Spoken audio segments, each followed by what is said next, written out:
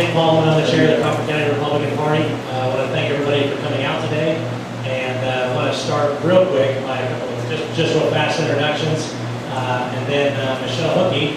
Michelle is our co-chair of the party. Rob Wood, back there manning the camera right now. Rob is our secretary. Judy Hicks, if you could raise your hand over there, and Judy is our treasurer. I want to thank everybody for coming out tonight. Apologize for the heat. We should have had some Republican fans, I guess, to wave us a little school. We've got a cooler back there. Hopefully that'll kick in, gets a little bit cooler here pretty soon. But just a couple of real quick opening remarks. Some, I guess, old business, I guess. We just wanted to let everybody know of a few things that we've been doing here. Obviously, we put a lot of emphasis and effort into the building here. We've been very blessed with both Rob and his group and a lot of other people that helped us out with this. I guess really before we get into that, we should go ahead and do the Pledge of Allegiance real fast. I pledge allegiance to the flag of the United States of America and to the republic for which it stands, one nation, under God, indivisible, with liberty and justice for all. Richard Wood, if you could come up and lead us in a prayer, please.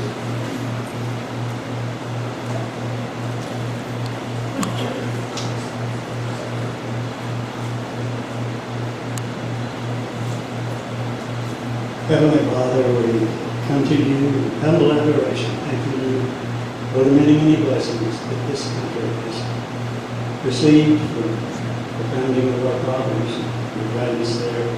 We thank you so much, and we thank you for the opportunities that you give us with the freedom and liberties to be able to come and select our candidates and have the opportunity to bring forth. We just pray now that you guide us and direct us, that we can elect leaders that will also look to you for guidance so that we will be found according to your will.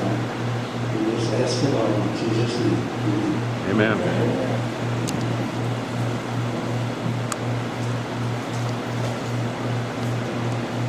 Again, I just want to go over a couple of quick things before we get started here. Again, I want to let everybody know again the building has been set up and been made possible by some generous donations. We've been very fortunate. We've actually, since we're speaking to a Republican crowd here, even just right before the primary, even we've been able to raise a little over $9,000 to use for our efforts here and getting the word out of the Crawford County Republican Party. And we're very excited about that. That along with the tremendous amount of blood, sweat, and tears has made this building possible and everything that you see here that we're going to utilize to spread the word of the Republican Party in Crawford County and maybe on southeast Kansas. Also, we have created our website, which is www.cckSGOB.com. You can always look to our website, look at our Facebook page. The Facebook page is links to Crawford County Republican Party, Crawford County, Kansas Republican Party. Yeah. You start typing it in, it'll come up. But Michelle actually does a tremendous job keeping that up to date. So at any point in time, if you're looking for information, or we're looking for volunteers and help and different activities and things that we have coming up, please look to that. Stay tuned, and you'll get a lot of information from there as well. With that, I was going to read a few things about why I'm proud to be a Republican, but we're short on time, so I'm going to drop it down to something quick. One of the college Republicans, Pitt State College Republican meetings that I attended a while back, they asked everybody around the table to take turns saying, "Why are you a Republican?" And I'd never been asked that question before, and I was the chair, and I felt kind of silly. I'm like, "Why am I a Republican?" I've got all these things in my head, and how do I clarify that?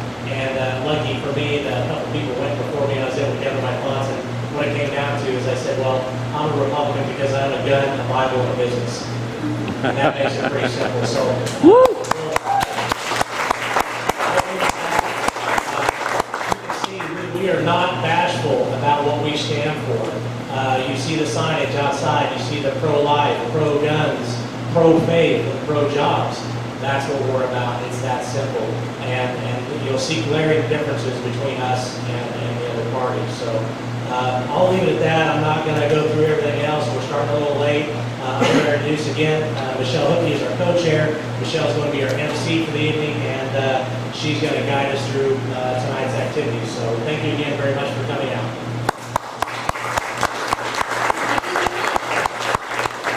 Thank you guys so much for coming. This is an awesome crowd. You never really know with these kinds of things how it'll turn out, but I think this really shows the state of our country and the state of concern that we have, and I'm proud to stand with you guys and have you guys here in my backyard. This is pretty awesome, so thank you so much for coming.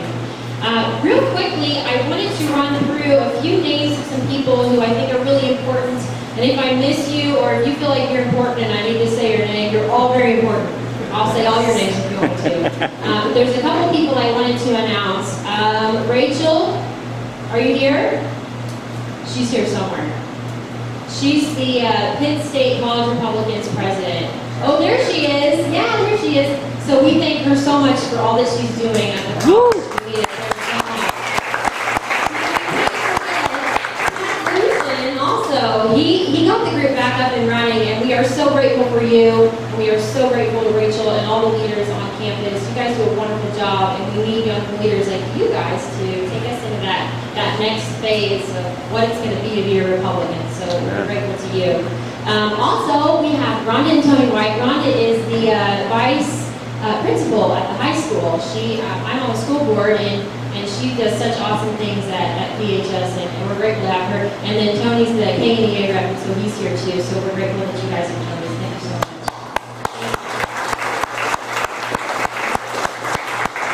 And then, okay, where's Five Pope? My good buddy. Five Pope, he is with the NRA and locally, and he does such an awesome job signing people up and making sure that people are aware of the Second Amendment and our gun rights. So, Five Pope, everybody around the applause. Thank you so much.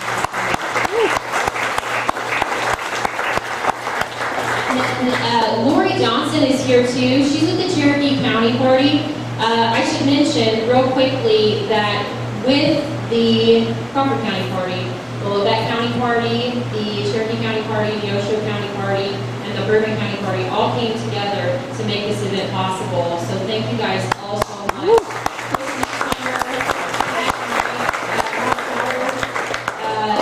Mike Howard and Chris Maycomber. So I don't know, I haven't been around, I haven't seen you all, but we are so grateful that they came.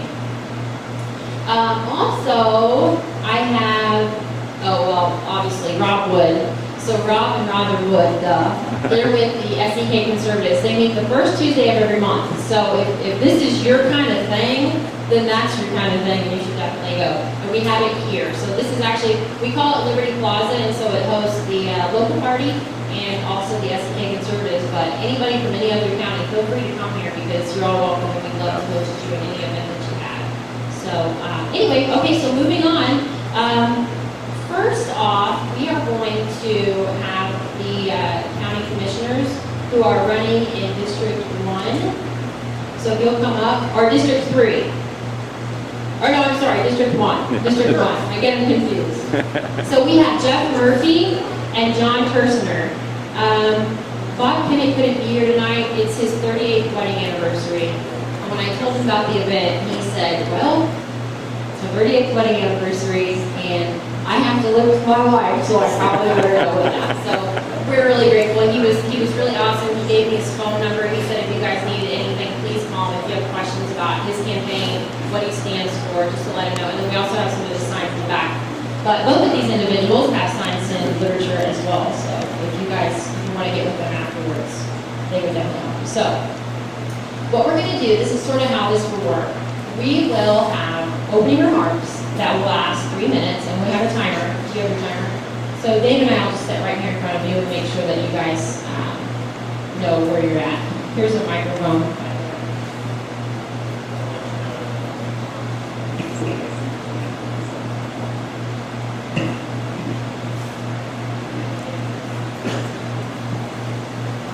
Hey, Rob. Turn the inside one on. Okay, I'm going to down for just a second.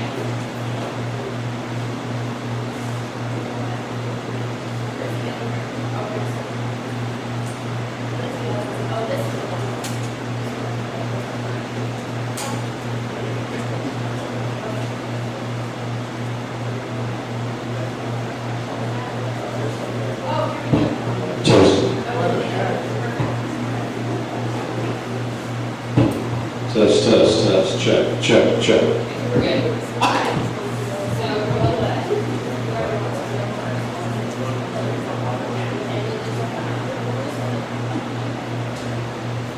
Okay, so they'll have their opening remarks, and that'll be 3 minutes, and then we'll have open questions. So anybody in the audience who has some questions, just stand up and let us know, and we'll bring a microphone over to you and you can ask your question. And then after that, they'll have a closing for 2 minutes. So with that, we're going to sit down, and each one of them can do their introduction, and we'll move on from there. Thank you very much.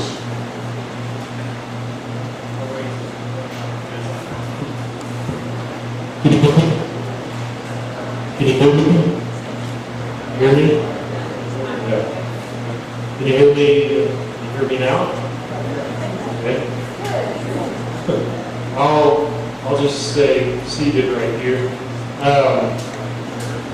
little background on myself. My name is Jeff Murphy. I live southwest of Girard on a farm. That's my profession. I'm a farmer.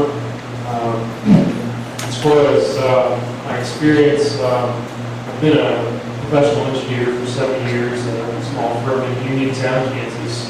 And we did work on mainly livestock projects and also rural development projects such as roads and bridges in the region. So I am a licensed professional engineer in the state of Kansas. I've worked on over 50 different projects in multiple states and also in 4 countries. Like I said, I live and work on the farm now. Some other background about myself is I'm pretty involved with my church here in Pittsburg, Presbyterian Church, and I enjoy spending time with my family. So that's about all I have to say as far as myself, as far as my goals and how I'd like to serve as a county commissioner. I'd like to be honest and really serve fairly to anyone in the county, no matter who they are or where they're located. I'd like to work hard and just put in as much time as I need to produce the projects that we need to produce and to serve people. I do like low taxes. I would like to see the budget balanced, and some things that I'd like to see us implement would be some long-term planning so that we can budget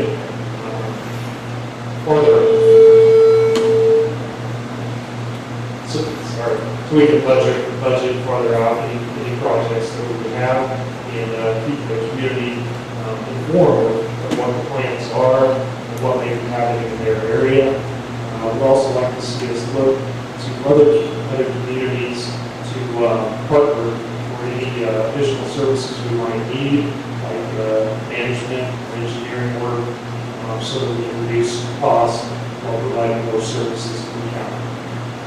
That's all I have to say, and I'll turn it over to John.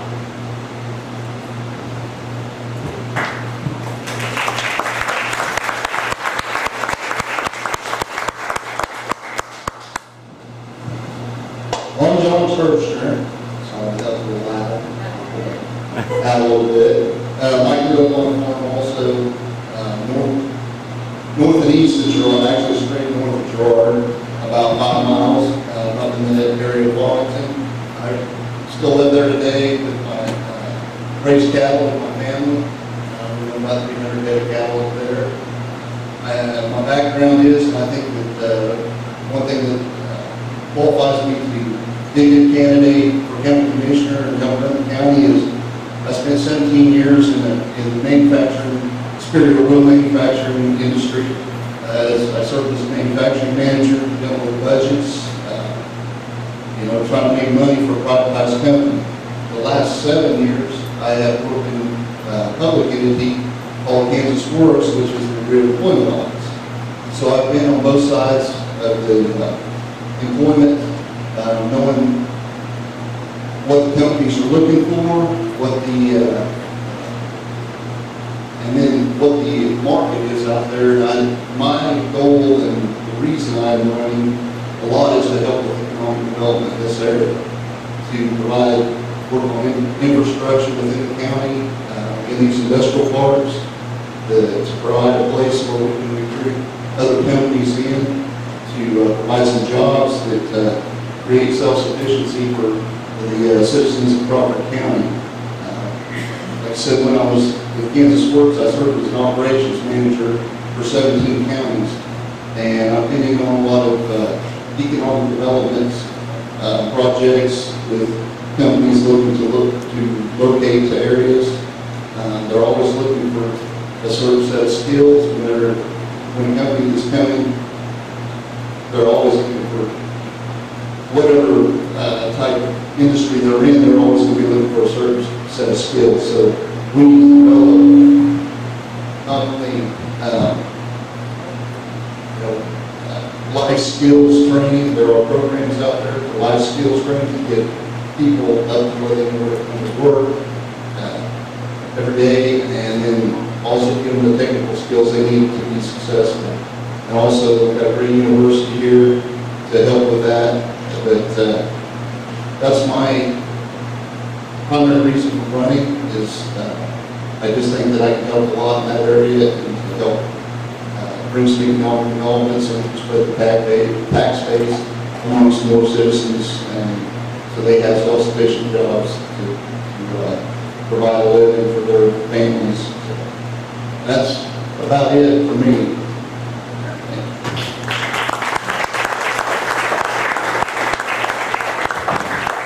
Does anybody have any questions that they would like to ask? And we do ask that they're both applicable, both of them, and not directed at just one, please. Okay. Let me come on the back. Watch these scans.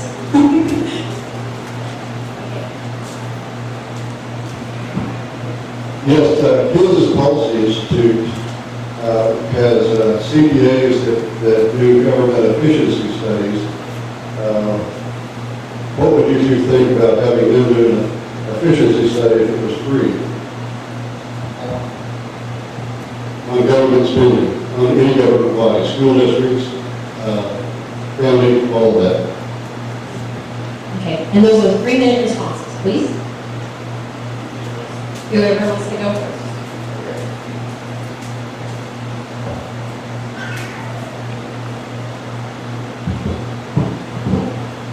Okay. I would invite anyone that can, into the county that can make us more efficient. If somebody else come in and do an audit on government spending, I would feel that we welcome the opportunity to bring somebody in to provide any input on making us more efficient in spending our tax dollars.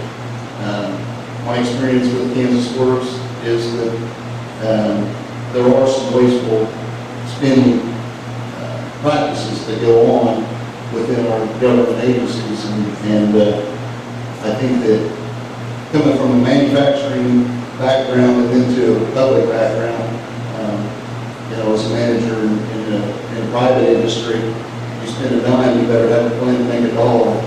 So I'd like to see more of that done with in the public spending realm.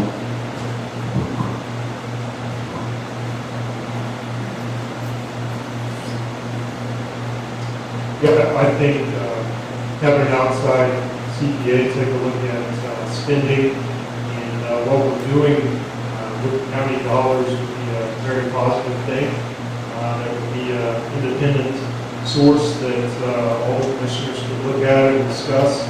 I think that would be great. That's all I have to say.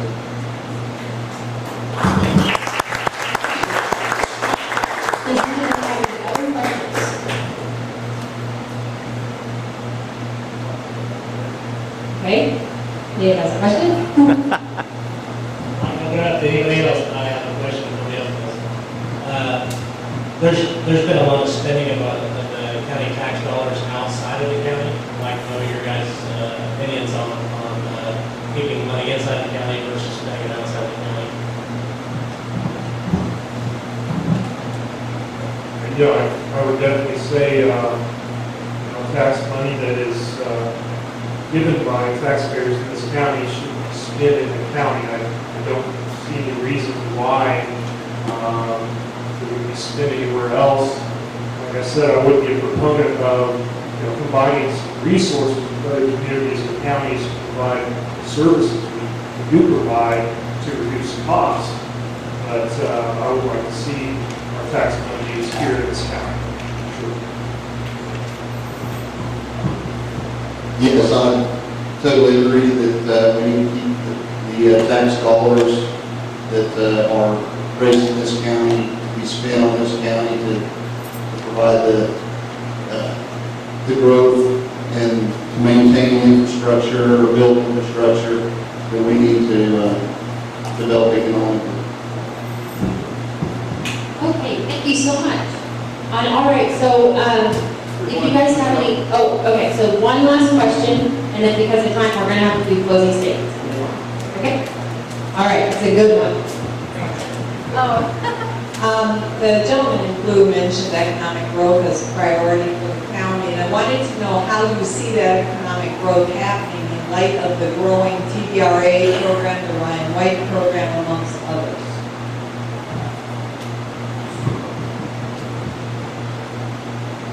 I'm not familiar with all the things you just mentioned, but I think that,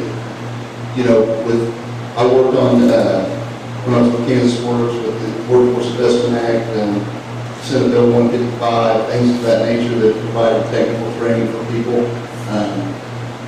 Really, I think we can build in this community. You have to provide the skills. You have to have skills available for a company to be able to recruit that company to this area. That's what I've seen throughout my time with Kansas Works and in the economic development range. So I just think that we need to build on technical skills or the skills that's in demand by industry. There's some things that just not in demand that you go to school for, but if you can't use it once you get out, then it's going to be good. So I don't know if that answered your question is satisfactorily or not, but That's okay.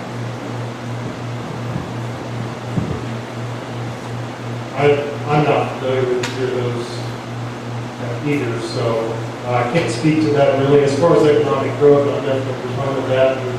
We need more industry in Pittsburg and the county, for sure. We need to do whatever we can to set the table for industry to come to the county if we can. I don't really see government as being a place where we create jobs, but we need to make sure that all of the regulations and the table is set so that jobs can be created. That's all. All right, and now it's time for closing statement. So whichever one, whoever started, the other one, go ahead and go. So that's all right with you. Thank you. okay. Well, just in closing, I think I got the management experience and experience just to be able to be an effective county commissioner. I've had a lot of years balancing budgets and spending money effectively, so I think that I'll be a good choice for county commissioner.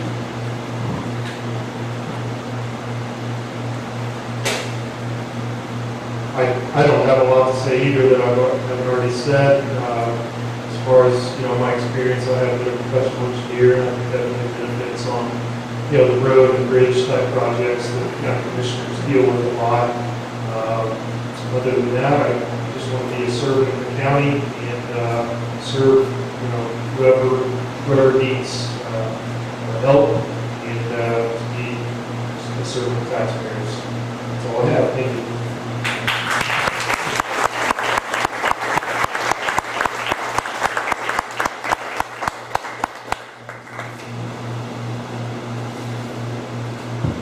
Okay, thank you so much to both of you. I know you have busy schedules, and I'm sure you've got some campaigning to do. So anyway, and if you guys have any questions for them, please grab either one of them. They have literature, signs. If you want to help them, I'm sure they would love volunteers. So anyway, thank you so much again. All right, now we're going to move on to the State Board of Education candidates. So if we can have both of you gentlemen walk to the front, please, I would appreciate it. We've got James Porter here and Martin Burke. All right. Couple of gentlemen, shaking hands. All right, we'll have you both set your second format. So we'll start with 3 minutes apiece of opening statements. And then once you're done, or I guess in between, they will be holding up the sign. We have a minute left, and he'll let you know. But also the timer's going, so you should be able to see it. And then from there, we'll go to open questions, 3 minutes apiece. So, yeah, and we'll have you stand at the podium, please. You can stand next to, you can stand wherever you want, just be sure you're standing so we can see it. So, and then we'll have closing 2-minute responses. So, all right?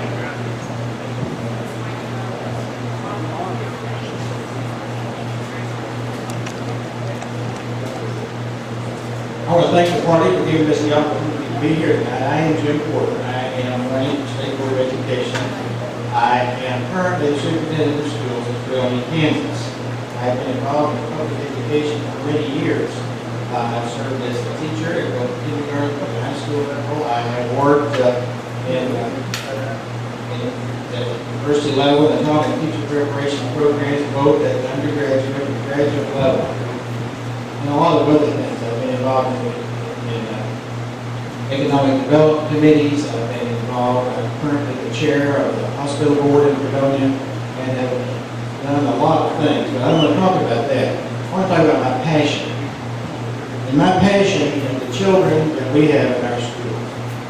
And I believe that it's really important for those of us that are involved in public education, or those of us involved in the community at all, to realize that our future is in our schools.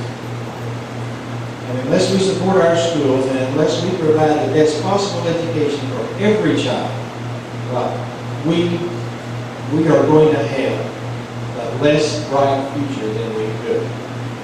Why am I running the State Board of Education? Life has been pretty good to me. And I believe those of us that have been blessed have responsibilities. And I believe that those responsibilities are to give back to our community. I would much rather sit at home than be here tonight, quite frankly. But I also feel the passion that I need to do everything I can to support every child. I believe teaching is an honorable profession. And I believe that the most important person in our schools, other than the students, are the classrooms, the ones that are on the ground every day. They deserve our support. They deserve our thanks. They deserve our praise. I see that my time is about up, but I wanted to emphasize that I believe that it is a calling to work in the public school system. I believe that we have an opportunity to make a difference in the lives of the children we teach, and I want to be able to support and advocate for the children of the state of Kansas.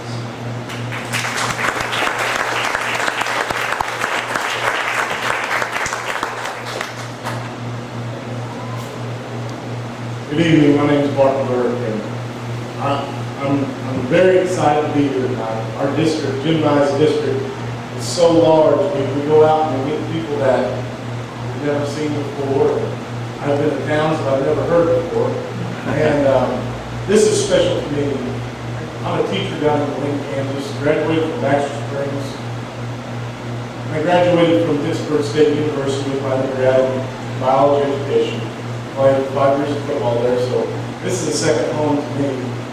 And I see a lot of familiar faces, and this is truly a blessing to be here tonight. You guys are really lucky to have 2 educators that truly care about the issues, that truly care about kids to choose between. Mr. Porter's devoted his life, and I'm preparing to devote my life. I think anybody who's been in education, Chuck Smith is here. He's a Pittsburg alum and a real football player alum, and also a teacher. And these are the kind of people who understand education is not a career choice, but it's a lifestyle choice where you give yourself 365 days a year. I just finished up with our summer program today. We educate students 365 days out of the year. I can speak that what I plan to do in the future. I'm a third-generation educator, father and grandfather administrators in Crawford and Cherokee County. A plethora of friends and family who are teachers. It's just something that I've been born into and I understand. I feel a great desire to protect, represent families, parents, children, because everybody, not everybody might vote, but everybody's involved in education in some way or another. It's a very, very serious thing to protect. Like I said, I'm a high school science teacher down in Galena. I'm working on my master's at Pittsburg State in education leadership, hope to aspire to be a principal someday. And the reason I ran, as Mr. Porter spoke, we have to have people stand up and protect our future, our children. I feel that as a teacher in the classroom that interacts with teachers on a day-to-day basis, administrators on a day-to-day basis, I see the students every day. We're in the trenches fighting. At the state level, we don't have a teacher on the board currently. I feel that would be a great perspective for the board to make the policies, set the standards, etc. Thank you very much.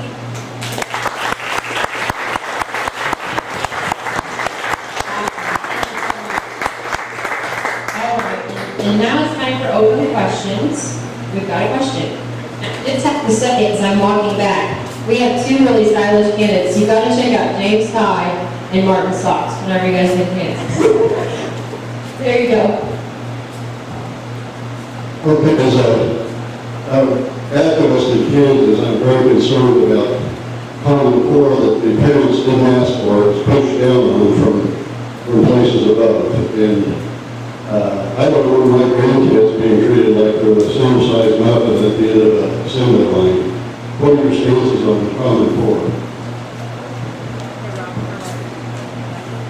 I'm going to lose every vote in the room when I answer this question. However, you're going to hear politicians say play plays.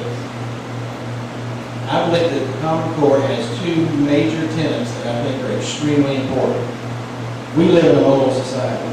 We have students in our little school in Fredonia that transfer in from half a dozen states or out from half a dozen states every year.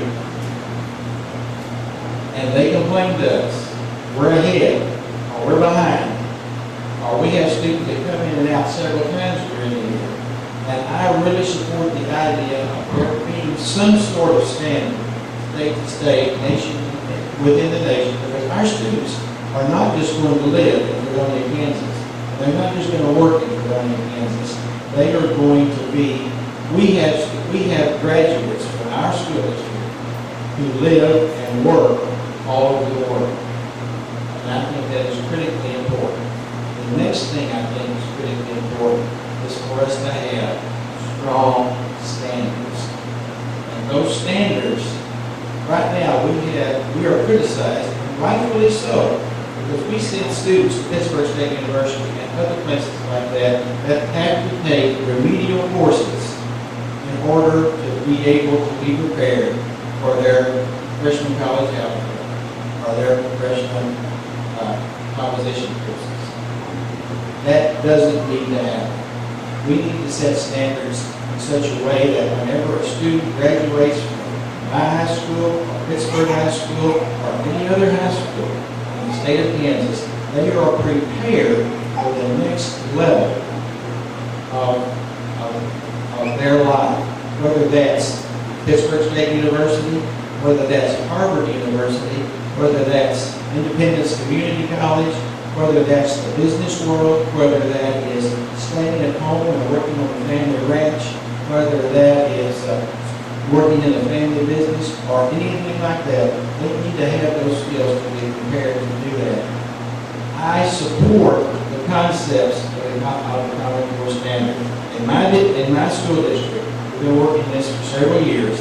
Every summer, we have teachers that spend several days developing the curriculum. It is not imposed. We're developing the curriculum and the lesson plans together, and they've gone into this, and they are working very carefully. So I do support the concept of the Common Core standard. standards. I do not believe it's imposed on us. I believe we're going to be better off, especially those students that have to move around a lot, and those students who need to be prepared for the next stage of their lives.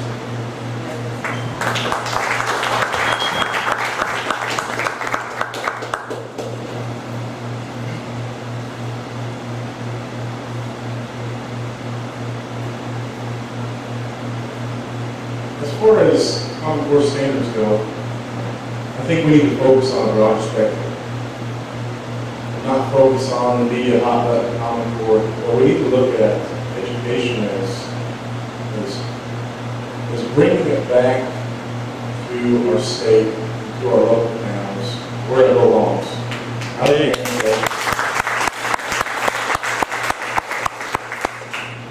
of the hands of people who might have good intentions, but are so removed from our state and our local issues that sometimes our needs are lost in the cracks. It's not just Common Core, it's everything from Second Amendment rights in our local towns, protecting our students, to a variety of other things. I feel that the closer to home that we can bring our decisions and our policies, the better well they serve our students. Now, there's some misconceptions when we bring our decisions locally and we focus on Kansas only. We need to continue to bolster our success in Kansas, global competitiveness, and preparing students for college, and preparing the students for vocational programs. Senate Bill 155, I think, is a tremendous bill that's passed, and we need to look at life after high school for our students, really decide what they need to be successful. No longer do we need college to be the norm to where if you don't reach college, you let your family down and you let yourself down. We need to bring those vocational education programs up, not to where they're a second choice, but an equal choice in college. I think we're sending too many students to college that maybe don't have the heart in it. And not that they can't do it. Every student has the right to go to college, and I encourage that. But we need to also encourage other avenues to bolster our economy locally. There's several. I'm related to John Parsons, Mid-American Pipe, global piping company that competes globally. They can't fill welding positions right now because we haven't provided our students with the skills or the resources to be prepared for that venture after high school. I think that the students that are meant to be doctors and lawyers and teachers are well prepared for high school, and we need to keep increasing those standards to prepare them even better for when they enter universities. But we need to have an option for students who are not going to go down that path. Individualize our education as much as possible to serve our kids.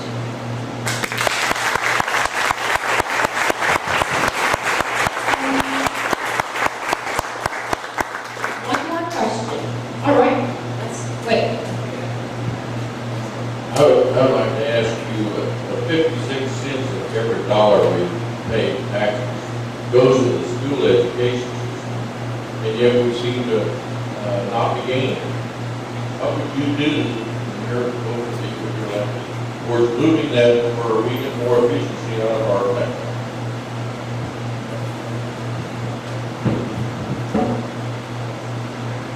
Funding's always an issue when it comes to education.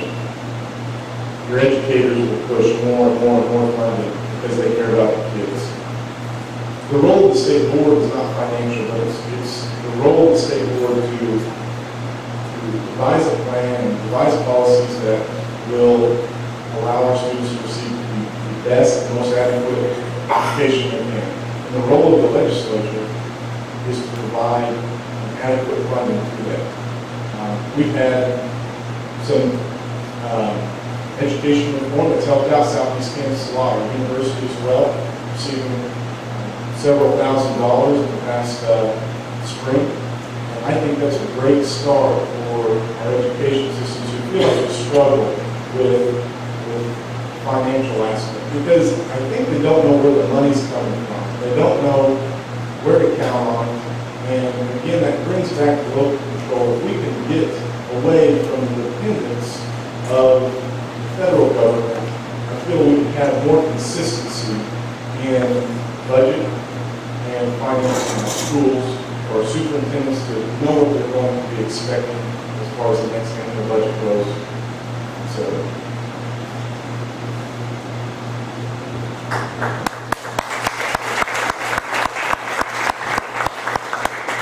Through the years I've been superintendent of schools, I've had to balance 30 budgets.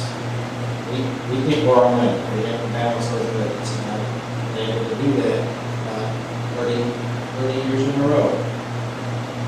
One of the things that I think is important, first of all, Martin is right. The State Board of Education does not have any taxing authority. Their responsibility is to educate and make policies. We don't have any taxing authority. But I think something that's very important so that you would be able to ask that question and get an answer is that we in public education need to be very transparent about how we're spending it. In my school district, I've been there 13 years. We have 11 fewer employees than we did when I went there. Now, part of that is because of declining enrollment, which is common in the southeast campus, maybe not in the major areas, but in our area. And part of that is a response to that. But part of it is a response to where we're seeing ways that we can do things more efficiently. I think we all need to do that, but not only do that, do it in such a way that our community is involved in the decision-making process through public meetings, through open meetings, so that we are very transparent and do everything we can to communicate to the people. The schools belong to everybody. The success of the school is important to everybody. But to do that in such a way that everybody understands how we spend the money, everybody understands the process, everybody can participate in the decisions about efficiency so that we can not only provide quality services, but we can also communicate to our community that we were doing it in such a way that is making a difference and doing it efficiently.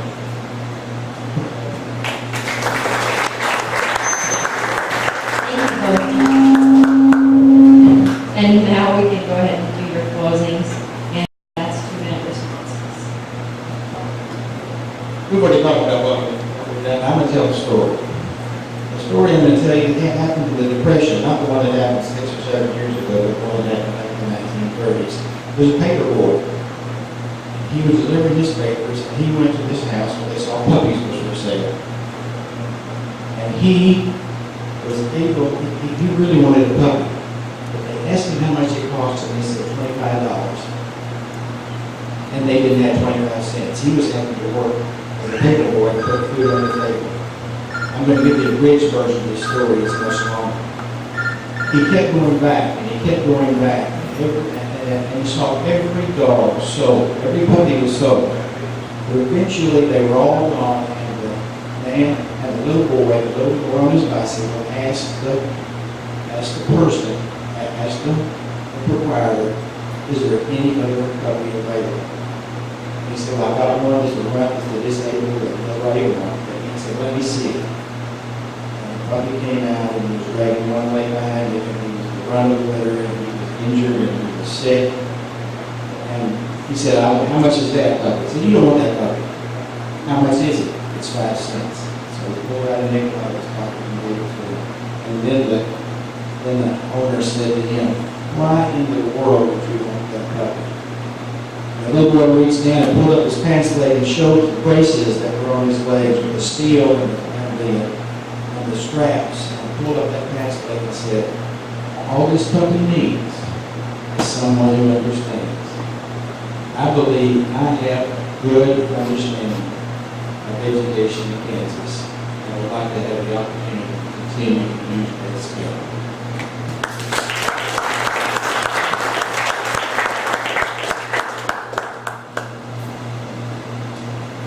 Again, thank you for letting me be here tonight. It's very special evening for me. No matter what happens on next Tuesday, you guys have two people to choose from that truly do care about children's futures. The state board to me is a very demanding job, and it will probably be a hard job, but I know it won't be a complicated job.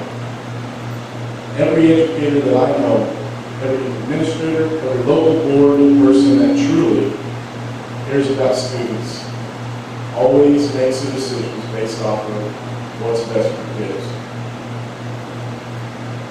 Politics, special agendas aside, because we're not politicians.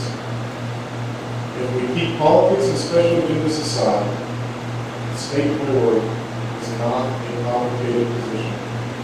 I'm coming into education, teacher of 4 years. I tallied up the years. It was kind of depressing. 46 years till I'm able to retire. So I'm investing. And this is something that I couldn't see myself doing anything else. And I want to go to the state level to give again that passion, that new teacher experience. You can see the struggles of this next generation of students that are sometimes difficult to understand. Represent those teachers that are going through these constant changes. I can guarantee that you won't get anything but my best effort and hardest work out of me if I were elected. Because I plan to stay in Southeast Kansas hopefully my entire life. I'm rooted here, and you and your children and grandchildren truly are of value to me, and I feel like that's God's life's work for me. And I'm proud to serve you if I were to be elected.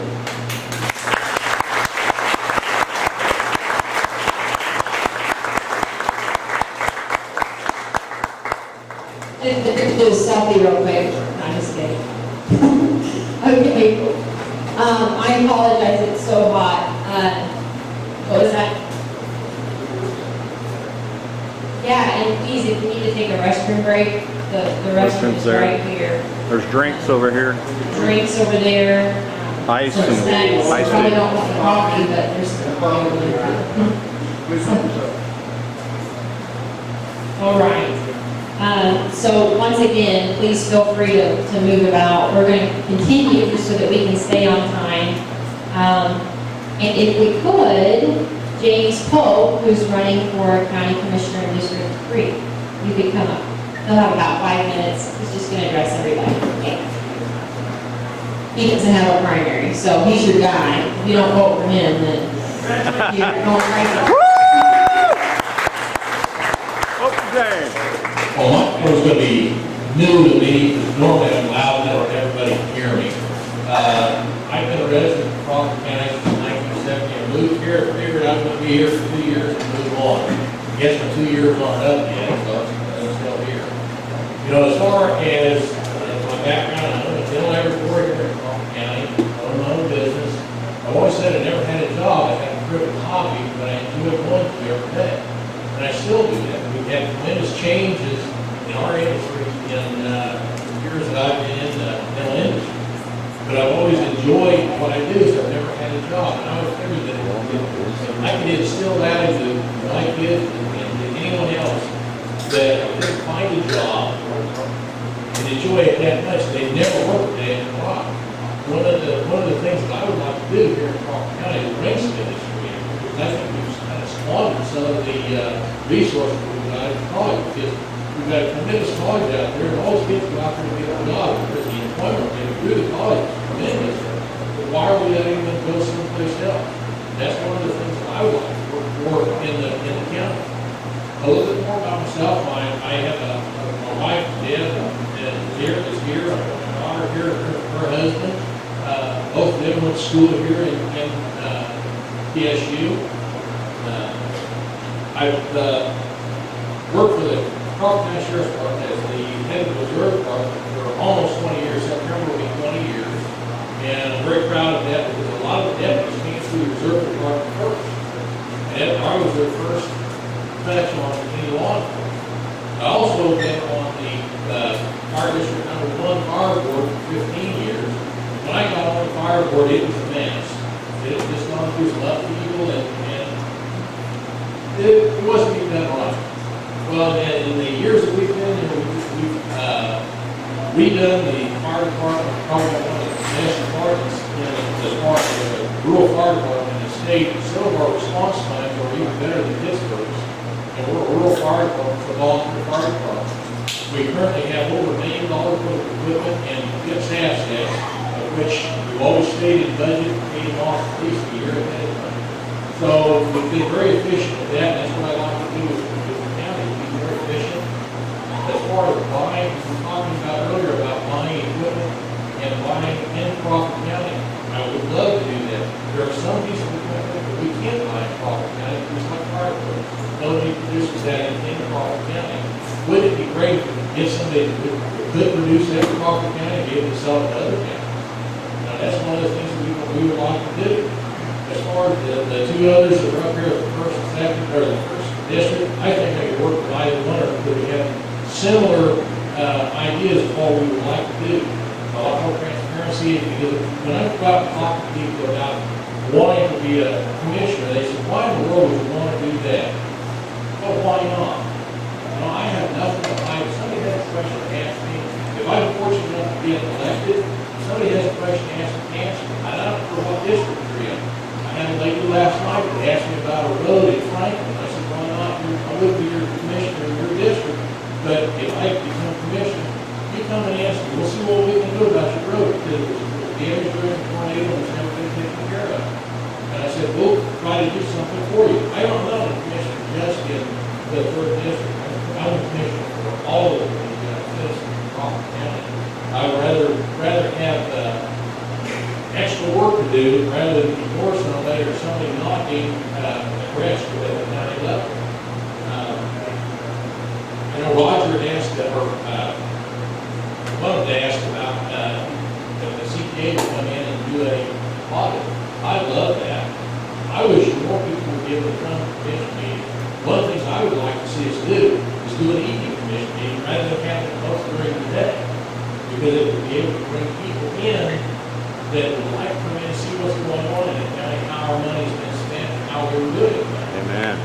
So I say Good I'm idea. not running against anyone, I'm running for the commission seat. So it's hard for me not to say too much. Come on. And if anybody knows me, they know I can talk and I can talk very. So, but I would love to, if any of you are in the third district, I'd love your support. If you know somebody in the third district, I'd love you to talk to them for your support for that. I guess I would think I would bring a lot to the commission that's open-minded and just a bring different perspective to the commission than what's there right now. That's, and if anybody got a question, ask.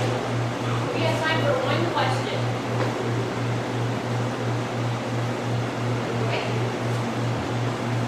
Headed your way.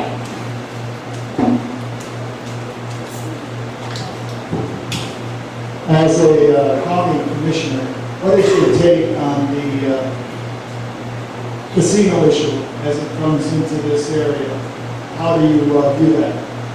Well, the casino, if they bring a casino into Crawford County, which we've had the dog traffic, and it hasn't been very efficient for Kansas with the dog traffic. You know, I have mixed emotions about the gambling. I'm not opposed to gambling. It brings a lot of negative context to an area. It brings a lot of economic growth to an area. So it's one of those things that just don't have to balance it so that we could have some economic growth there, because the fiscal plan is there. And I don't know what else we would do with that piece of property. I don't know what we can do to bring another industry into to take care of that. But the gambling is here, and we might have benefit from it. That would be the only thing that I would see, because we've got the fiscal plan there. I know that there are a lot of negatives too for gambling. Hopefully we can do something with that also.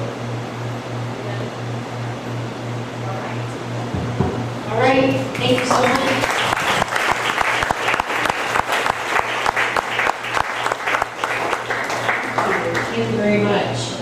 Well, you and I have something in common too, because I could stand up here and talk all day, but you do a really good job, so we were glad.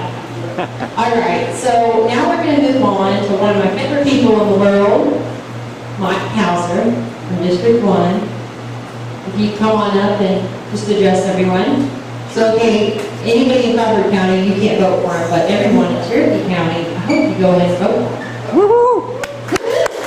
Mikey! Thank you, Chip. I don't know if you heard me or not. I'm Mike Alvin. They're here for the first time last year. It's always good to come up here to Crawford County because that's all I do. I got the same like-minded individuals. We're all conservative and I enjoy coming up here with brothers today. You know, you guys have all done an outstanding job up here. They deserve a round of applause for doing that job.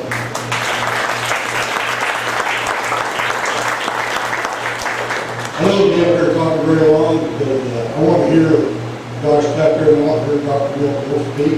That's why I came up here. But I will say that I think our term last year, they know where Southeast Kansas is now. We have a conservative voice for Southeast Kansas. And hopefully Chuck get up here and we'll have two conservative voices for Southeast Kansas. So we get Chuck. I don't have to work with you one more year, okay? I just can't do it. All right, having said all that, I'm not going to take up any more of your time. As the people that from Cherokee County are here, I know I have their vote, so no worries about it. Y'all take care of God bless.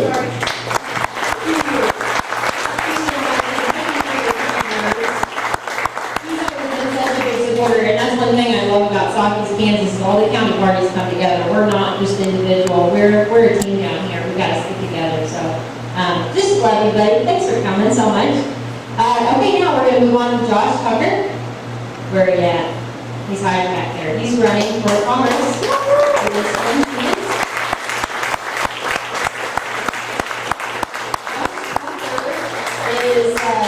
I went to school at Pitt State, and he was in the college Republicans, so I think that's pretty cool. But anyway, pretty cool.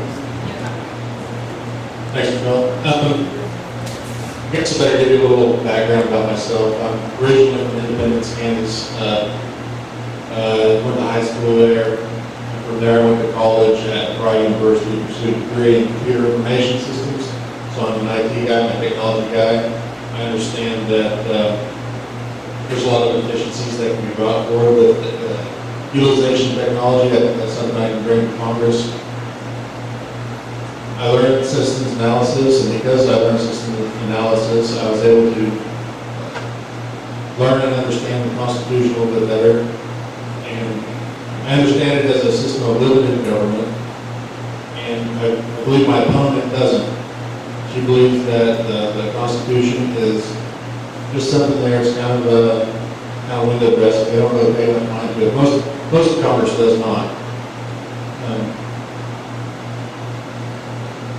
I grew up rurally. I own a couple cattle. We have a family farm back home in Independence. But I currently live here in Pittsburgh. Been here for the past 9 years, working for Pittsburg State, doing web development, systems analysis.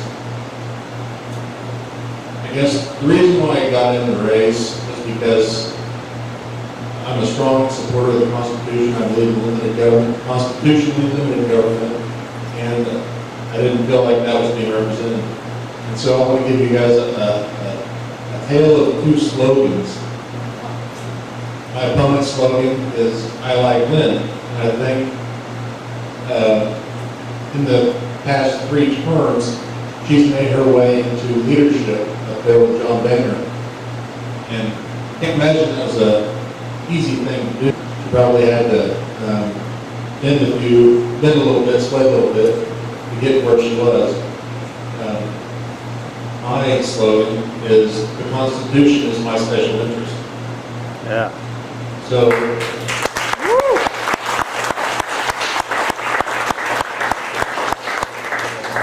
while I like Lynn too, I like the Constitution a little bit more. I think it's something that should be honored and treasured and respected paramount. I also believe in free markets. Free markets will exist if the government just got out of the way. I heard the county commissioners talk about economic development. Well, if the government would stop taking all our money, we have more money to spend, our economy could thrive. Money needs to stay in local economies, and that's how economies grow, is when there's money here. When they keep taking it away, giving it away to different special interests in DC, takes away from economic development down here. One thing I've been going around saying, to give you guys a little bit of, highlight the difference between Lynn and myself.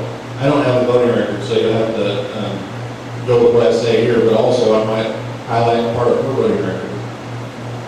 She's voted to help the government trample on the 1st, 4th, 5th, 6th, 8th, 9th, and 10th Amendments. One big one was the National Defense Authorization Act that had a provision for indefinite detention. Also, she's voted to reauthorize the Patriot Act several times. I think I think your Bill of Rights, I think your rights seriously. We inherited those rights. The founders didn't come up with them. We inherited them. Due process, what the NDAA is getting rid of, is something we've had around.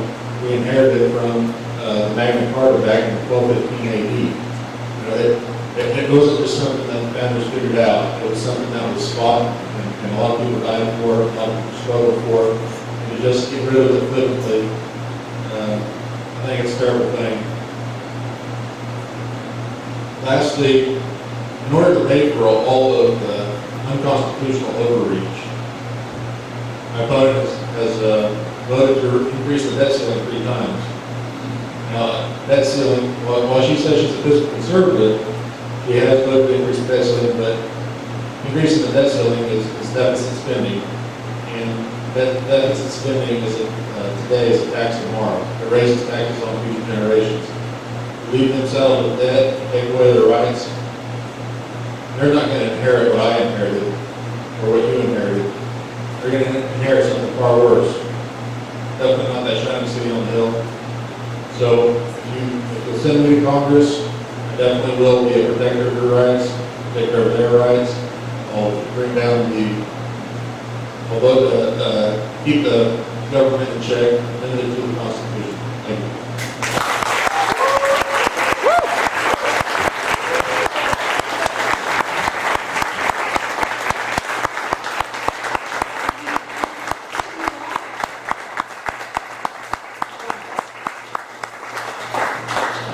Because Lynn can't be here tonight, we're not going to do questions, but Josh is here local and he showed up, so we gave him an opportunity to talk, but because of fairness, we don't want to do questions, but feel free to go back and chat with Josh afterwards. I'm sure he'd love to talk to you, and he has plenty of campaign literature and signs if you'd like to stick one in your yard, so I'm sure he'd love that.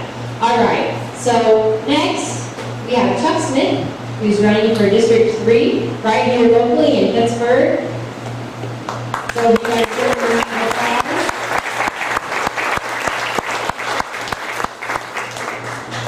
Thank you, and he'll just have time to address, and maybe 1 or 2 questions afterwards. We're trying to stick on a schedule, so be thinking hard.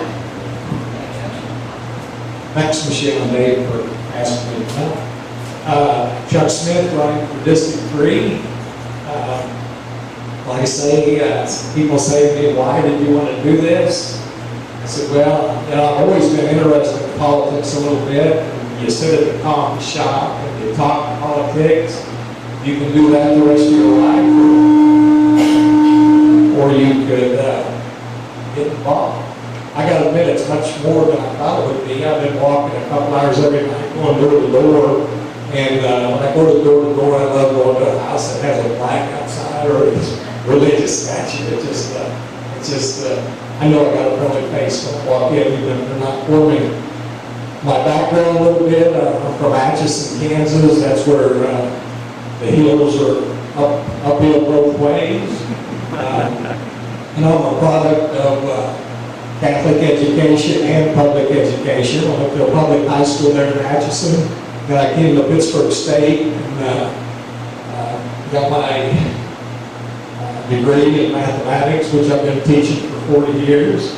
And I got my master's in physical education. I've been coaching for 40 years. And I got my EDS in administration, so I'm an educated person. I don't know how much I use it, but I do appreciate the background. My first teaching job was in Kansas City, Kansas. Then I went to Independence, Kansas for a couple of years. I went to Topeka, Kansas. And then my wife and I came back to Pittsburgh. The opportunity was here, and when I came to Pittsburgh in 1970, I always loved Pittsburgh. Pittsburgh's a great town, and I've always loved it. I married a Pittsburgh girl, and when I had the chance to stay in Topeka, she gave me a list this big to stay and a list this big to go. So I knew where she wanted to go too. But we're very glad to be back. We have 7 children, so you know I'm pro-life. We have 7 children, so you know I'm a fiscal conservative.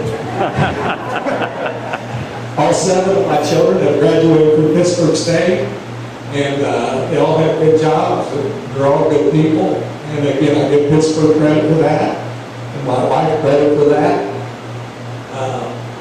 I'm a social conservative. Again, growing up, and as a father, we just didn't spend money we didn't have, so that's what I believe. My friend Marcel Norman, when he was teaching school at Colgan, great teacher, he looked at his students and he said, guys, you can vote for whoever you want, as long as they're Republican. And now as a football coach, I talked to my football team, and I said, guys, if you're 18, now get registered to vote. And you can vote for whoever you want, as long as you're Republican. You got to do that. You know, I do worry about our country.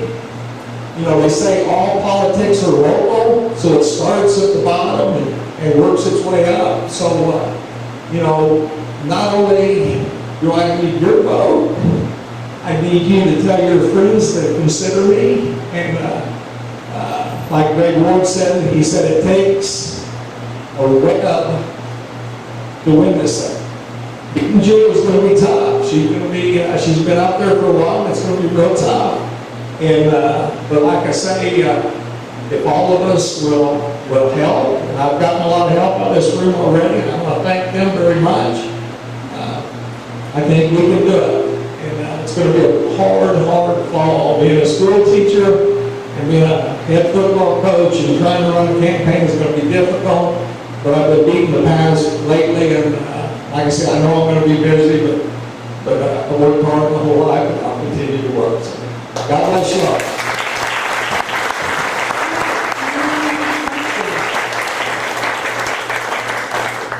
Does anybody have any questions? We all are just like so sure that this is it, this is the guy. We don't have any questions. Well, if you don't have any questions, then we'll go ahead and move on, unless there's anything else you'd like to say. I would like to say this. Every candidate that's been up there, I've been impressed with. They've all been very good. And I think, you know, I'm just impressed with every one of them. They all spoke well, they're all good people, and they're all good citizens. So we're real lucky. So thank you very much.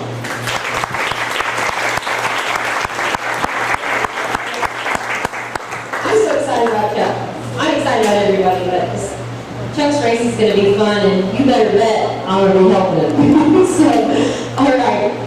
Now, we are going to move on to the candidates for U.S. Senate. So, Dr. Milton Wolf, and we have a representative for Pat Roberts. He was unable to attend. So, if you guys would both come up, we'd appreciate it. All right.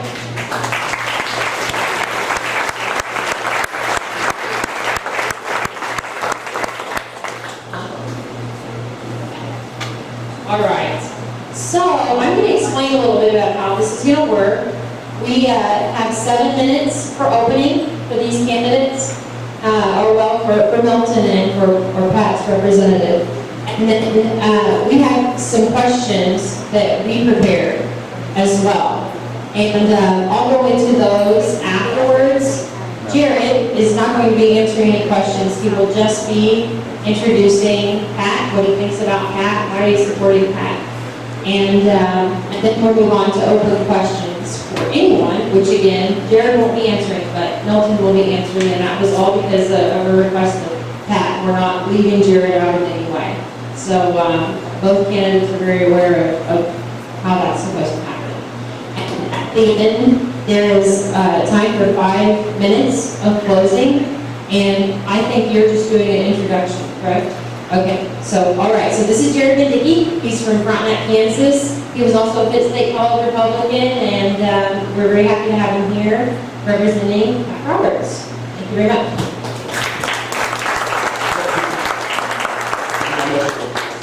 So, here with me, but I believe in Pat Roberts, and so when he asked me to come down here to speak, I was honored. I had a chance to intern with him in 2010 in DC, and so I got to see firsthand that he is a very experienced senator, and I saw how hard he worked with people in Kansas. And I know that, he's a trusted, tested, and true Kansan. As a Marine, he fought for the U.S., and he's continued to fight for us in Congress. He is basically, he's the conservative choice. He's proven. He's done a very good job trying to fight against a destructive and dangerous administration. And with that, I think he's done a great job still representing us, and I know he appreciates your votes and me back. So.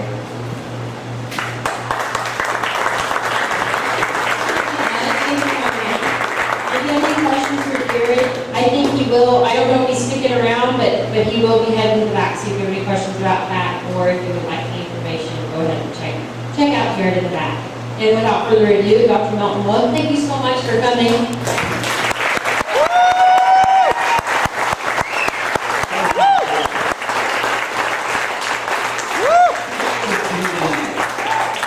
I've got some great news for you. Something big is happening in Kansas. So it's interesting being out on this bus tour where we planned a 45-stop bus tour. We've touched all 4 borders of the state. We're making a second lap around. And I'll tell you something, if you really want to get to know your family and your team, you can put them on a bus for 3 weeks. Something big is happening. In fact, we all know why we're here. Our country's in deep, deep trouble right now.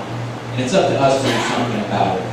It's interesting being going around the state, and that this is, I don't know how many stops we've made now in Pittsburgh. We've been here several times. And everywhere we go, we see old friends and new. And thank you guys for being here. There's nothing we have more valuable than our time, and I just appreciate you being here. I appreciate the Southeast Conservatives. I appreciate Crawford County. I appreciate everybody that's been a part of this from the very beginning. My name again is Dr. Milton Wolf. I'm a constitutional conservative Republican. Yeah. But I'm not a politician.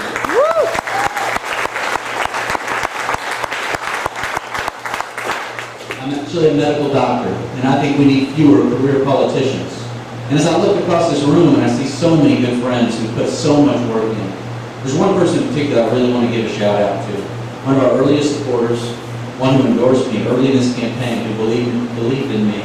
And I really want to say a shout out to him because frankly, you guys are blessed. He's your representative. Representative Mike Hauser's here tonight.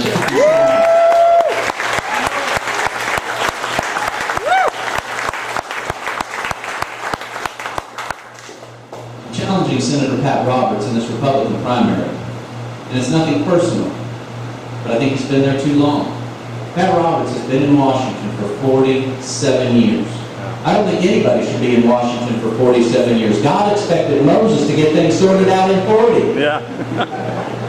Look, it's nothing personal. I've voted for Pat Roberts. I suspect most of you here have voted for Pat Roberts. In fact, I have voted for Pat Roberts for just about as long as I can remember, which I think is part of the problem.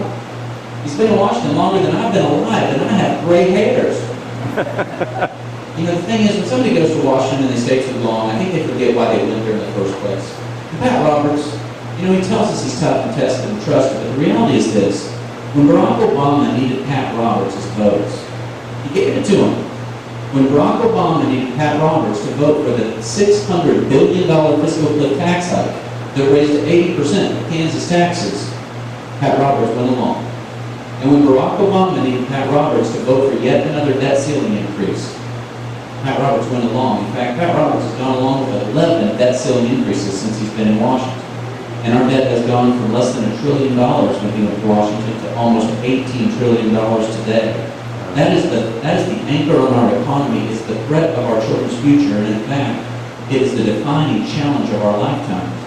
And when Barack Obama needed Pat Roberts to vote for Kathleen Sebelius to run Obamacare and Hillary Clinton to run foreign policy, Pat Roberts didn't go along to get along, thing that we see of too many Republicans. Look, I've been a Republican all my life, and I've been loyal to our party. But the problem is our party has not been loyal to its own principles. Ours was supposed to be the party of the Constitution, of limited government, of individual liberty, of less spending, of less taxes, of less debt. But our party let us down. You know, the last time our party was in control in Washington, we had the White House, the House of Representatives, the Senate, and even the Supreme Court. And what did we get in return? The largest expansion of government in our nation's history until Barack Obama came along. They gave us the fastest growth in spending, the fastest growth in debt. They gave us the bank bailouts, the auto bailouts. They gave us no bureaucrat left behind for our schools, and then they banned the light bulb. Republicans banned the light bulb. Let me tell you something, in the history of this world, there has never been a moment where somebody came up with a brilliant idea and one of those curly Q light bulbs turned on over their heads. A few things that are very important to me. I don't even think these are political issues. They're deep in my heart. They're deep in my bones. And I'll never apologize for these. I think if you know these, you'll know where I stand on just about most issues. Number one, I'm pro-life, and I will never apologize for being pro-life.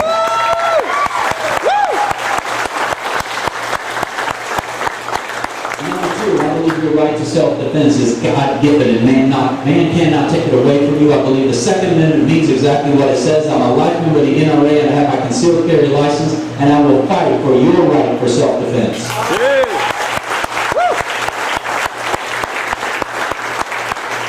Number three, I believe in hard work.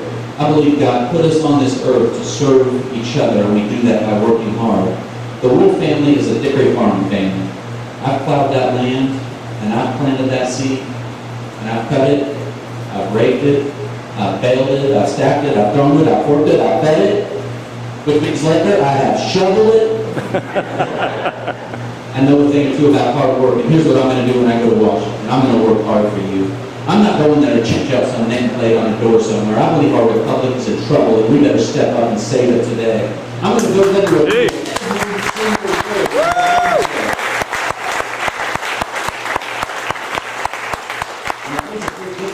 Pat Roberts and me. He voted to put Kathleen Sebelius in charge of Obamacare. I wrote a health care plan to replace Obamacare that's been described as by far the best alternative to Obamacare. Number two, I want to abolish the IRS. I want to be the one who hangs the going out of business sign on the front door.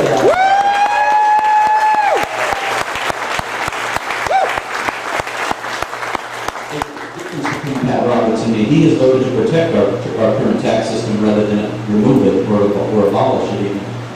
Number three, I want to seal our southern border. We no longer have this information.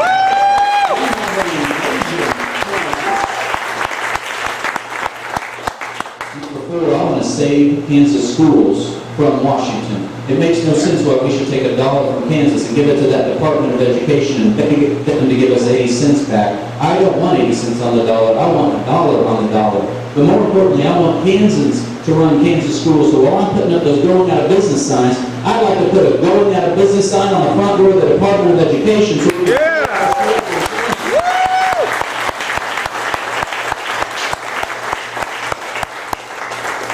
important issues before us, and I understand you have some questions for me, and then I want you to be thinking of your own questions, because what's important to me is that you have a chance to ask your questions and say your piece, and I think that's important in any political campaign. I thank you guys very much for being here.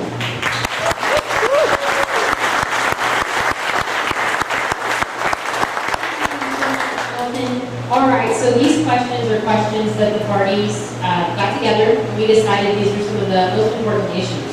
So, the first question, what is your opinion on the NSA domestic spying program as revealed by Edward Snowden? I'm a constitutional conservative Republican, which means I believe we should abide by the Constitution, and that includes the Fourth Amendment. Yeah. It is illegal, in fact, it is unconstitutional for our government to unduly search you without just cause. I think it's an abomination to the American idea itself, to our freedom, to allow the government to collect data on every single phone call that gets made. I don't think it's right that the government should know your email passwords or track the movement of your car. You know, we all want to be secure, but we don't have to sacrifice our freedom to be secure. If there's a reason that the government needs to get into your email or your cell phone or know where your car is going, then they should go before a judge and they should get a warrant. They should not do these warrantless searches, which is what is expressly what the Fourth Amendment prohibits.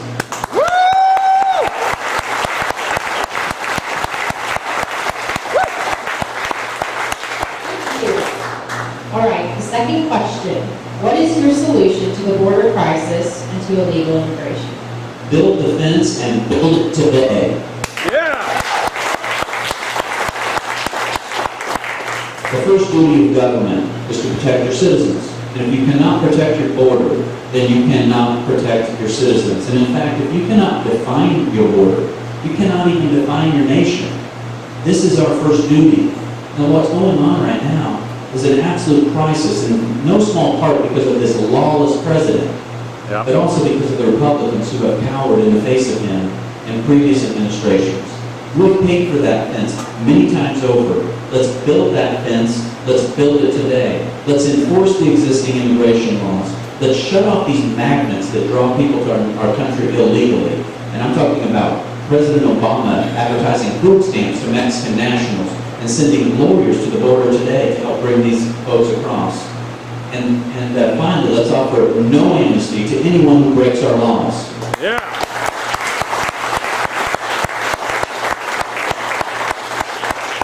We're a nation of immigrants, and we should embrace immigration. It makes us strong, but we should do it right, and we should do it legally. We should be a nation of laws, not a nation of powerful men. We want high walls and wide gates, both literally and figuratively. We want immigration, but we want them to come legally. We want them to come to America for the right reasons. We want them to come to America because they love our country. They love our country, in fact, so much that they're willing to learn our language and obey our laws and work hard to build their prosperity, which actually then builds our prosperity, so long as we do it within the law. But if their first step into America is breaking our law, then that tells me that they don't love our country enough, and we should offer no amnesty to anyone who breaks our laws.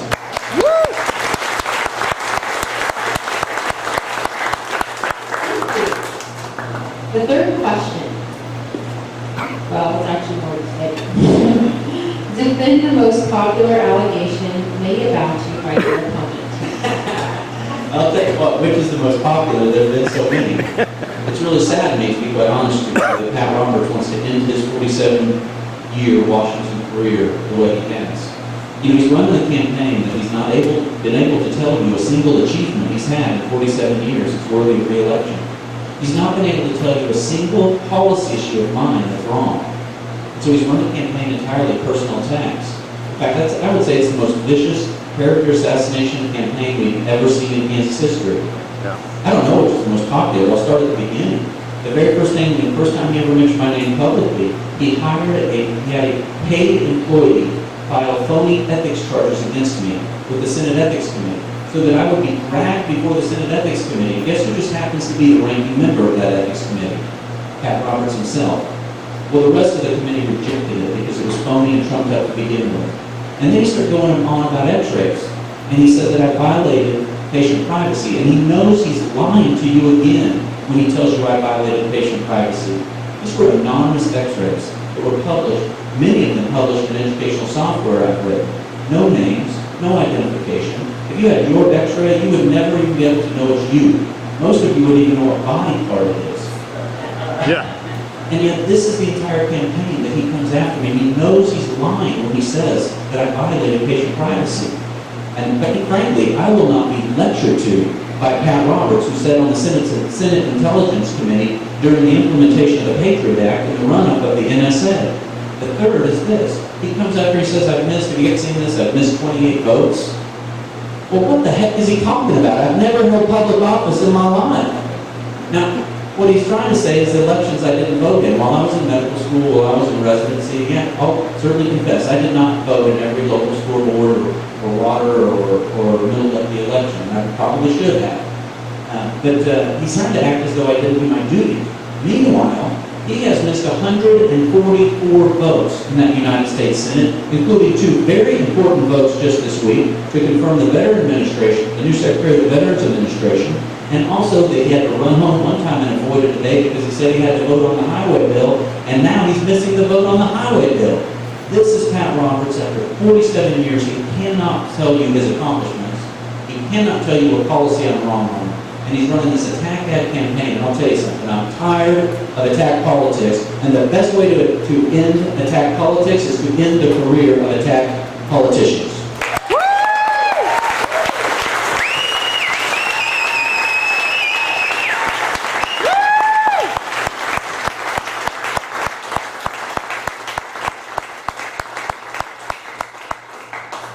Okay, and now we'll open it up to anyone in the audience who would like to answer any or ask any questions. Okay.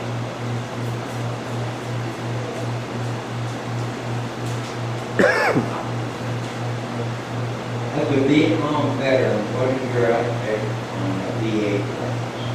I really appreciate you asking that question. I'll tell you why. I did not serve in the military myself, but I certainly did serve those who served during my training. During my training in medical school, I trained in the VA hospital in Kansas City, and I learned a lot of lessons about government and healthcare at that time. I called it the land of the long lines. During my residency training, I trained partly at the Walter Reed Army Medical Center, at the Armed Forces Institute of Pathology. 2 very different hospitals. At Walter Reed, there were soldiers there, young soldiers who had left body parts behind in Iraq, who had given everything to our country. And when I was there, I never one time went down to the doctor's lounge.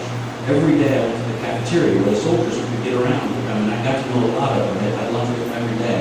And I'll tell you something, to a man, every one of them just wanted to get back to their units. And nobody leaves that hospital the same person they were when they went in, and that includes the doctors. Now, the VA is a different story. The VA is a travesty of what's happening. In fact, the first thing I ever wrote publicly, you know, I used to write a column for the Washington Times, I used to do Fox News, travel the country and talk about healthcare. And the very first thing I said publicly is that let's learn the lesson of the VA hospital, and let's not repeat that mistake, because our veterans deserve better, but so do our grandmothers, so do our children, so do our parents and our spouses. Now, there's a big difference between Pat Roberts and me on this. Pat Roberts came to Kansas in June. He did a photo walk in that Wichita VA, and he came out and he proclaimed that, I'm quoting here, he said, it's doing just fine. That was Pat Roberts. And we found out that Pat Roberts knew, he admitted this, he knew before he said that there were veterans on a secret and illegal waiting list. He confessed to knowing of 9. Later that day, we learned there were actually 385. I don't care if it's 1 or 1,000. We treat our veterans better than that. Now listen, we need solutions, not just to proclaim problems. What I'd like to do is I'd like to give every veteran and every soldier in America, put a card in their hands, and they can take that to the VA and get care, but if they prefer, they can take it to their community hospital and get care as well. We've got to do better for our veterans than we're doing today.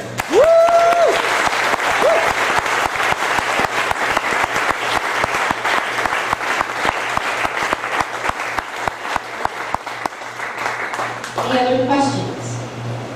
Oh, okay. Who went up first? Was it you? Okay, then we'll get to you. All right. I'm going to walk around.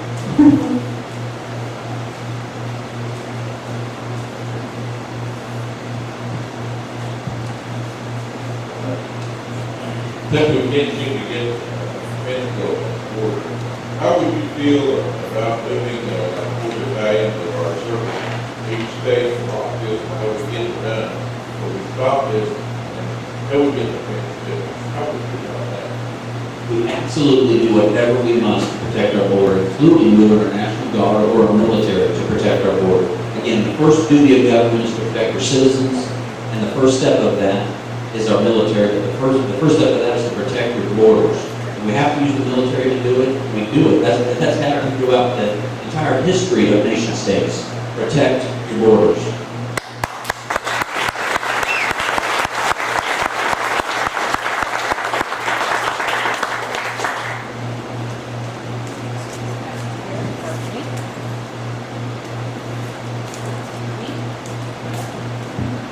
Thank you for being here tonight.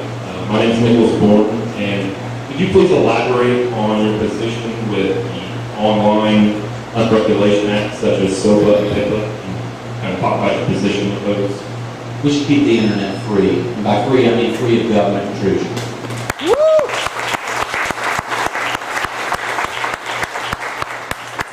I'm a student of Milton Friedman. I believe in the free market. I believe Milton Friedman is probably the second smartest but best looking Milton I've ever known. But the free market, you know what the free market is all about? The free market is about freedom.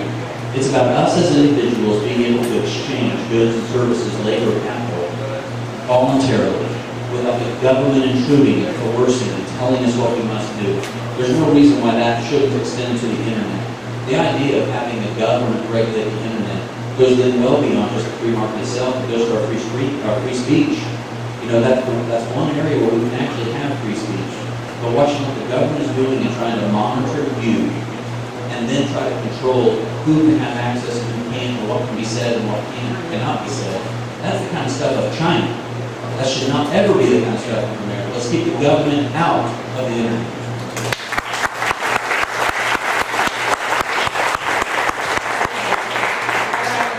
One more question since we've gone over. I wanted to give an ample amount of time for any questions. Is right there? Okay. And you beat Rob. Yay!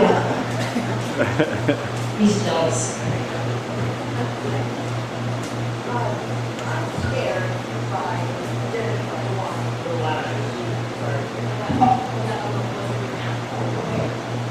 21 scares me a bit. We know if we were elected, we would help fight the EPA, we'll stop the loss of all our rights and our property and all the things that Okay. Really, the question comes down to not only Agenda 21, but the EPA. Really, what it comes down to is our sovereignty. Our sovereignty as a nation and our sovereignty as individuals. And the answer to your question is yes, I will absolutely fight for our sovereignty. I'll fight for your individual sovereignty. You are a sovereign American citizen. You loan the power to that government, and you can take that power away from that government if you so choose. You know, it was Benjamin Franklin he was walking into the Constitutional Convention. A woman stopped him, and she said, Mr. Franklin, what kind of government will you give us? And he said, a republic, so long as you can keep it. And that's the question, isn't it? That's the question that's before us today. Can we keep it? Can we keep this republic? I'm afraid that we risk being that first generation that leaves behind a worse America than we found it. Why am I running for office? I don't need this. I've got a successful medical practice. Carrie and I are recently empty nesters. If there's ever a good time in your life, it's being an empty nester. Can I get an amen on that? Listen, I'm telling you, we better stand up and act like those sovereign citizens that our founders believed we should be, or we're going to lose this country. President Reagan said that freedom is not handed down through the bloodline. It has to be fought for every generation. And if we don't do that, we'll be the first generation that has to explain to our children and our children's children what it was like to live in an America where men and women were once free. And I can't abide by that. We need to start acting like the sovereign American citizens we were meant to be, and not subjects of a permanent ruling class. It's up to us today to save this republic.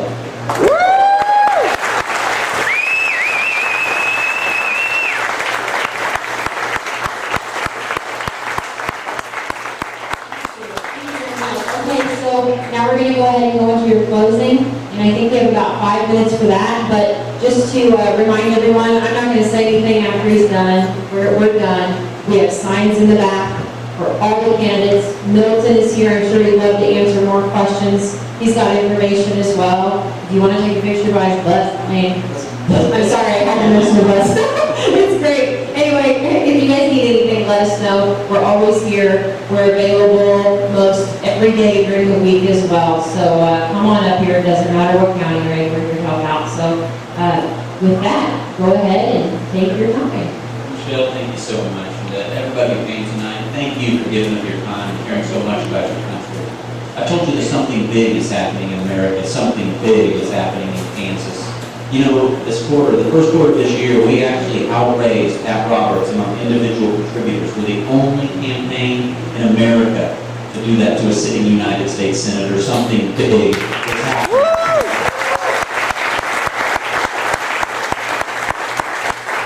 We've embarked on our bus tour, and we started getting our advertising out and getting our message out. That message of abide by the Constitution and re-embrace the American idea of individual liberty, of limited government and free market values. And before we started, Pat Roberts had a sizable lead. Everyone said this race couldn't happen, that I couldn't do this. He got a lead of about 33 points. It was all based on name recognition, but once we started getting our message out, just yesterday, we've cut that lead from 33 down to 9 points. It's single digits.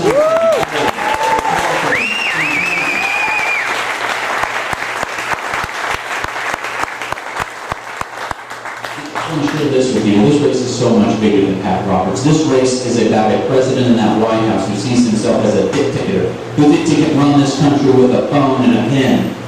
And believe it or not, if you didn't already know, Barack Obama and I just happen to be cousins.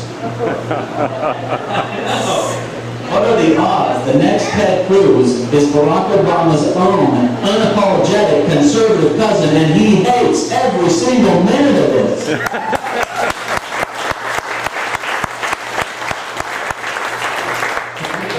You cannot choose your family. You know that's true. You've been home for Thanksgiving. There's somebody there you would not have chosen. And if you can't think who that person is, you are probably the one they would not have chosen. I think Barack Obama is the worst president in our lifetime. In fact, I think he's the worst president.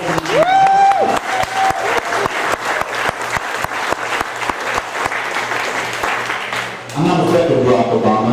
I've stood toe-to-toe with him, and I've looked him in the eye, and I've told him that he's wrong. And I knew when I did that, I'd pay a price. Believe me, I have. I've been harassed. My family's been harassed.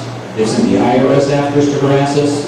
And at the end of the day, the IRS ended up paying an interest penalty to us instead of the other way around. Can I get an amen?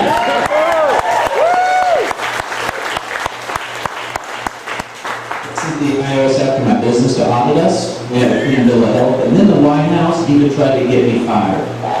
And all that served to do was fire me up. Because conservative government should never treat a sovereign citizen that way. Yeah. We have got to find the Republicans, the conservatives, the patriots who are willing to stand up to Barack Obama instead of cave in and vote for his agenda. We've got to find people who will stand up and fight for our Republican. That's why I'm here today. But I can't do this alone. We're going to win this election. Everybody, even Pat Roberts knows that. That's why he's throwing everything in the kitchen sink at me today. And by the way, if you can get away, come Tuesday night, we'll go to our campaign headquarters, actually to the Sheraton, the Overland Park Convention Center. The entire national media is coming in, and believe me, Fox News, Cameron, and the CNN, and all of them that do not travel to a state to go watch a senator who's been in Washington for 47 years get reelected. Something big is happening in Kansas.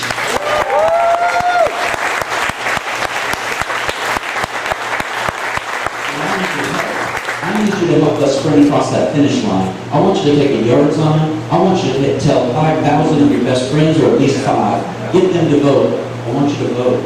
I'm going to ask you to vote for me. And I don't take that lightly. I take that as seriously as any patient who's come to me and put their lives in my hands, and I'll never betray that. Look, I'll confess to you right now, I don't have all the answers. And if you think I'm wrong, I urge you to tell me. Today, or tell me a year from now when I'm in that Senate. I'll listen to you. I'll take your counsel. And I'll tell you this, I know I won't win every battle.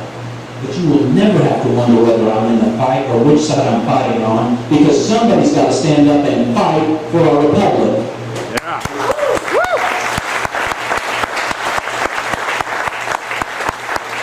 I'm a volunteer who's wearing one of the shirts. They'll tell you how you can get involved and what you can do just in these last few days. And I'll just leave you with this. You know, a historian, Dr. Guy, called me up and he said there's never been anything like this in American history before.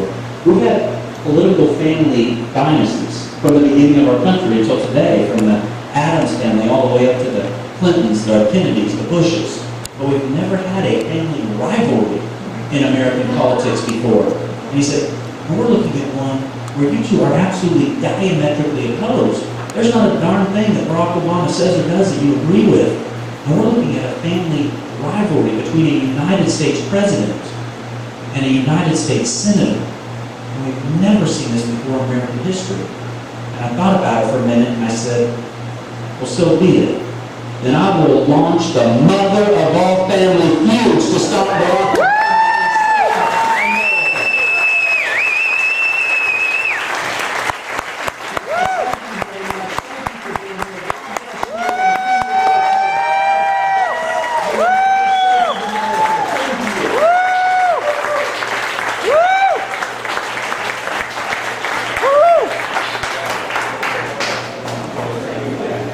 So I just want to say something real quick, and feel free to start filtering out, but I just want to thank everybody for coming, and remember one thing as you leave. One way we wound up with Barack Obama was people staying home instead of going out and voting. So even after the primary, make sure it's not your candidate, you go out there and vote for that Republican candidate, make sure Barack Obama doesn't get back in there. Thank you again, everybody, for coming out.